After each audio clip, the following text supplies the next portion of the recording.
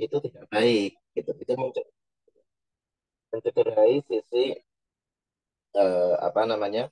Mencederai sisi kemukjizatan kata-kata Al-Quran. Sehingga dari situ kemudian sebagian ulama itu tidak setuju kalau ada sinonim dalam Al-Quran. Gitu ya. Nah, jalan tengahnya begini kemudian. Sinonim itu iya, ada. Tetapi tidak ada yang eh, murni sama persis itu enggak. Gitu ya. Tetap saja ada bedanya. Ketika dikatakan al-yawma akmaltu lakum dinakum atmamtu. Akmaltu sama atmamtu secara umum memang artinya sama, menyempurnakan. Tetapi ketika didetailkan, ternyata kok beda-beda gitu. Ya, ternyata beda-beda. Khususnya kalau berjajaran kayak al-yawma akmaltu itu kan jajaran itu dalam satu ayat. Kalau beda ayat mungkin nggak ada kalau apa beda ayat mungkin nggak terlalu masalah gitu. Beda ayat kemudian menggunakan satu kata gitu ya, tidak menggunakan sinonim. Itu mungkin nggak ada masalah. Tapi kalau dalam beda ayat ya. Tapi kalau dalam satu ayat kalau ada sinonim, nah itu biasanya yang eh, apa para ulama itu menolak kalau itu disamakan artinya. Gitu. Maka kalau ingin detailnya ya, kalau ingin jalan tengahnya ya, itu dianggap sebagai sinonim iya, tetapi eh, detailnya ya enggak gitu ya. Tetap ada sisi sisi apa ya penekanan yang berbeda.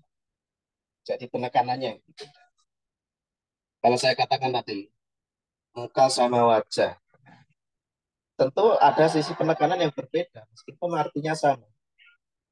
Ya, nanti kalau dalam bahasa Indonesia itu ada sisi apa ya? Sisi ini lebih halus, ini lebih kasar gitu ya, penggunaannya. Ya, ini lebih terhormat, ini kurang terhormat. Bilang wajah itu kan terhormat. Sama kayak gini. Wafat sama mati apa bedanya sih? Gitu. Wafat lebih terhormat, lebih halus. Tapi kalau mati enggak. Gugur itu lebih halus. Nah, gitu. Itu kan berarti beda ya penekanannya. Meskipun maksudnya sama, maksudnya meninggal dunia gitu. Orang tercerabut apa nyawanya gitu sama maksudnya, tapi beda beda penekanan. Nah, kira-kira seperti itu kalau tarotif itu. Sehingga dalam di kalangan ulama itu mereka menartik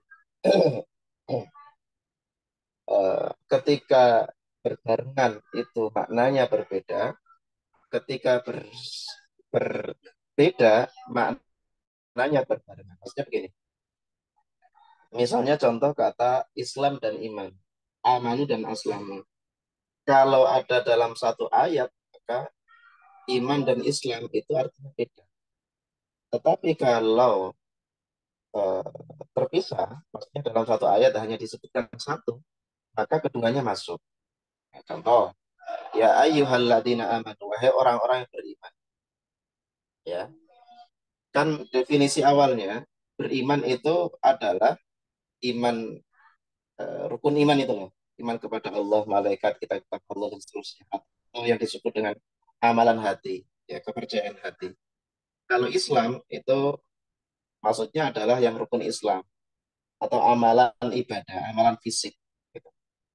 Nah, dua terminologi ini, dua istilah ini, ketika disebut salah satu sendirian, maka yang lainnya masuk. Sehingga ketika disebut ya ayyuhalladzina amanu, maka maksudnya ya iman dan Islam. Gitu. Ya dia punya kepercayaan, dia juga mengamalkan ibadah, gitu. Mengamalkan ibadah fisik. Tapi ketika ada dalam satu ayat, ya, maka dua-duanya dibedakan nanti. Misalnya, ayat qalatil a'rabu amanna qul lam tu'minu walakin qulu aslamna, gitu ya. Qalatil a'rabu aman, orang-orang Arabi berkata kami beriman, kata kata Allah. Terus kemudian ditegur, qul katakan oleh Muhammad, lam tu'minu, mereka belum beriman, walakin qulu aslamna, tapi katakanlah aslam. Nah, di situ berarti ada kata aman dan aslamna dalam satu ayat.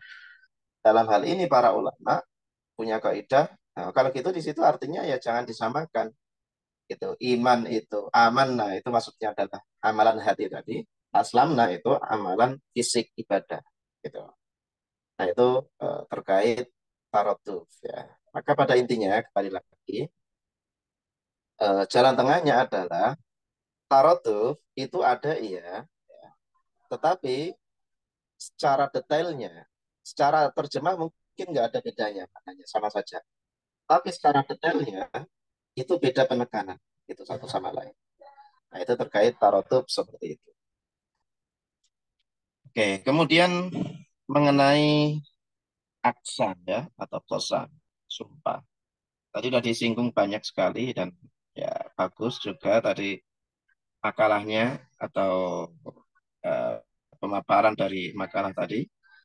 Eh, Bagus juga mengkomparasikan berbagai sumber. Eh, Terkait kosam itu kalau dalam Al-Quran ya, kalau dalam Al-Quran eh, ada yang menggunakan kata kosamnya, ada yang menggunakan huruf kosam. Maksudnya sama saja sebenarnya.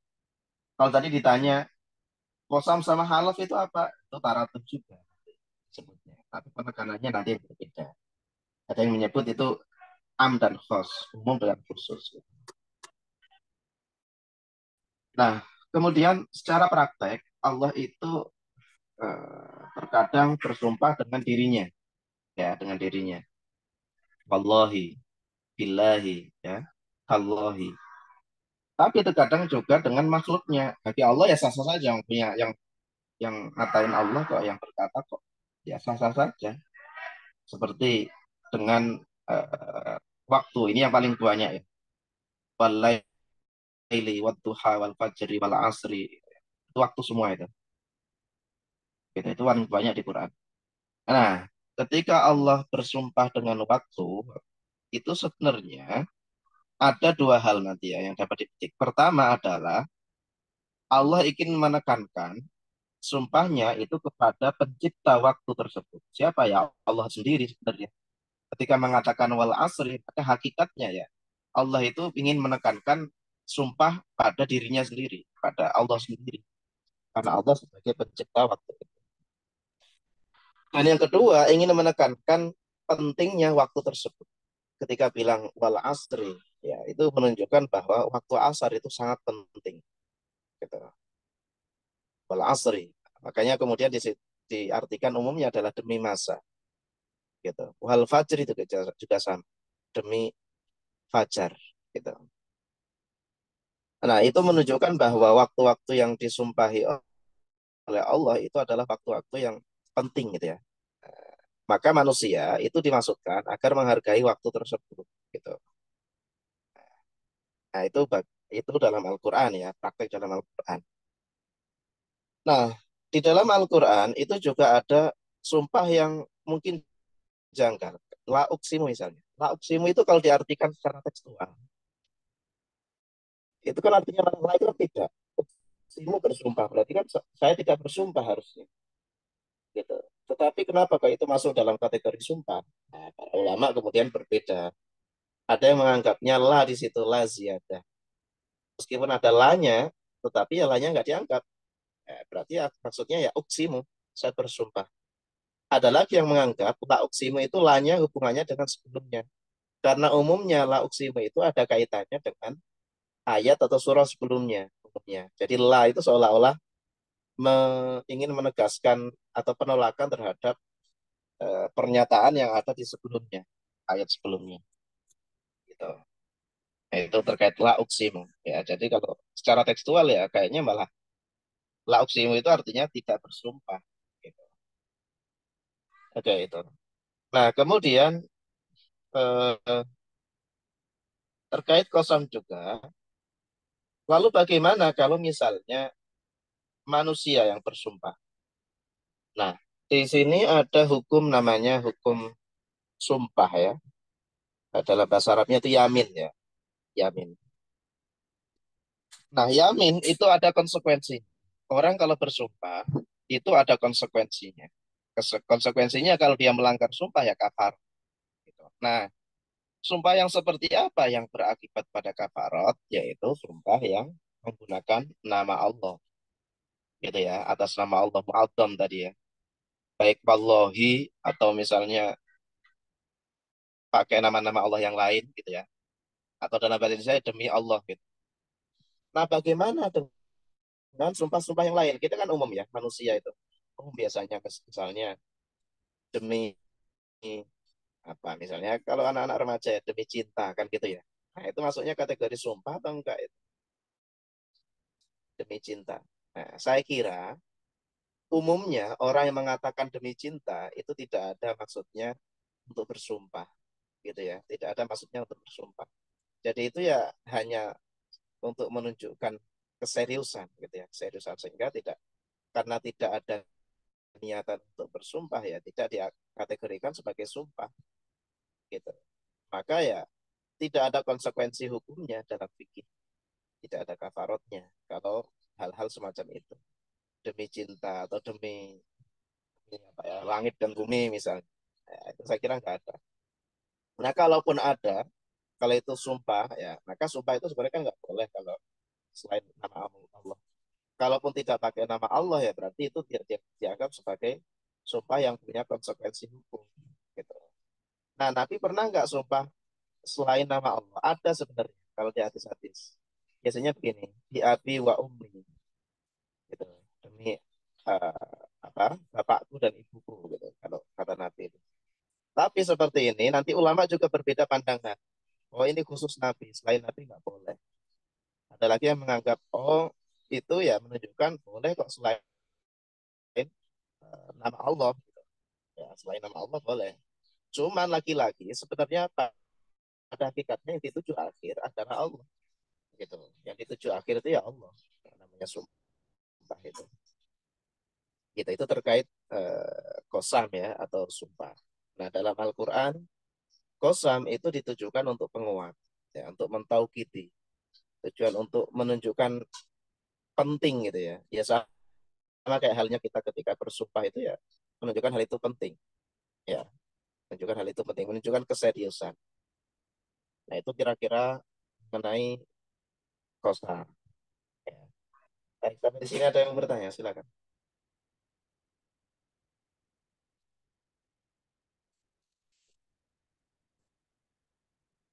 Silakan kalau ada yang bertanya. Untuk minggu depan, eh, hitungannya kan ini pekan ketujuh ya. Jadi minggu depan nanti pekan UTS ya, UTS. Saya sedang mikir-mikir UTS-nya apa gitu. Eh, nanti karena UTS ya cukup apa kayak kayak tahun-tahun sebelumnya, tahun kemarin ya, kayak semester lalu cukup mengumpulkan saja, jadi nggak perlu masuk kelas. Nanti dikoordinir oleh PJ-nya saja, gitu. Jadi kayak tugas saja. Nanti saya kabarkan deh lebih detailnya untuk mengenai UTS-nya. Nah, nanti kalau gitu karena minggu depan UTS, terus minggu depannya Ramadan, ya. Nah, seperti pernah saya sampaikan, Ramadan saya nanti kemungkinan besarnya ya online masuk, tapi online ya. Karena saya sedang tidak di Ciputat ya. Jadi nanti kita online, nanti offline-nya lagi ya setelah Lebaran berarti. Gitu. Oke, sampai sini ada pertanyaan, silakan.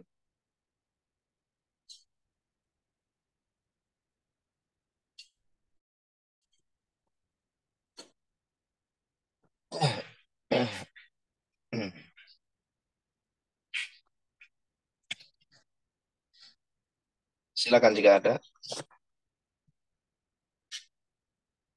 Kalau tidak ada, kita cukupkan ya untuk pertemuan kali ini.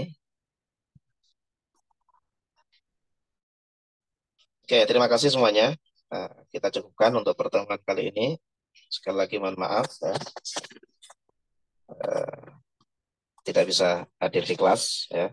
Sedang, sedang kurang enak badan. Nah, ini acaranya juga sambil rebahan juga ya. Mohon maaf, jadi nggak nggak bisa buka kamera nih sambil rebahan. Oke, terima kasih untuk semuanya.